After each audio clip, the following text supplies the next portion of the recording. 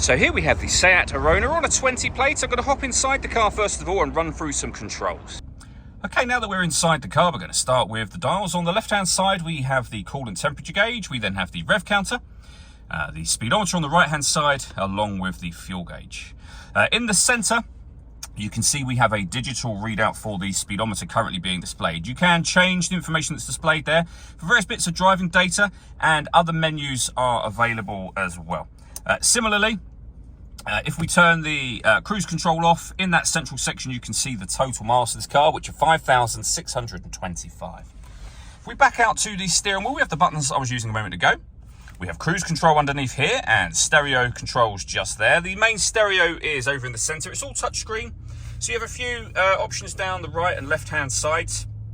We're in the radio menu, for example, at the moment, where you can see this car's got DAB, FM and AM radio. If you want to listen to your own music, you would hit the media button just here.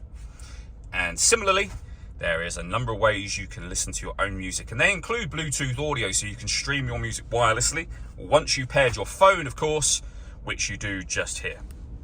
Below that, we have dual zone climate control.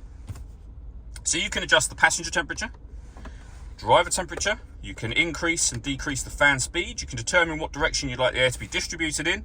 And when you're happy with those settings, that button turns your air conditioning on or off again. Or you can hit auto. The car will now maintain those temperatures by taking full control of the fan speed.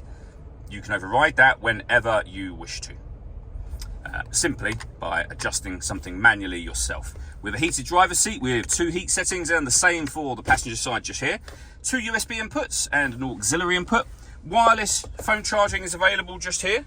We have the gear lever for the fully automatic gearbox. This car, you can turn the parking sensors on and off. You've got autonomous parking, so this car can park itself. We can change the driving setup of the car, which I'll come back to in a moment. We can turn off the stop and start. This car is designed to cut out when it's stationary in traffic to save you fuel. That system is off when that light shows, and you can deadlock the car as well. So the driving modes, you can go from eco to normal, sport or individual. And under individual, you'll be able to customize the various settings yourself under the settings heading just here. All that leaves me to say is thank you for taking the time to watch this video. If you'd like to come and see the car in person and have a test drive, please feel free to call either of our MJA sites. We'd love to hear from you soon.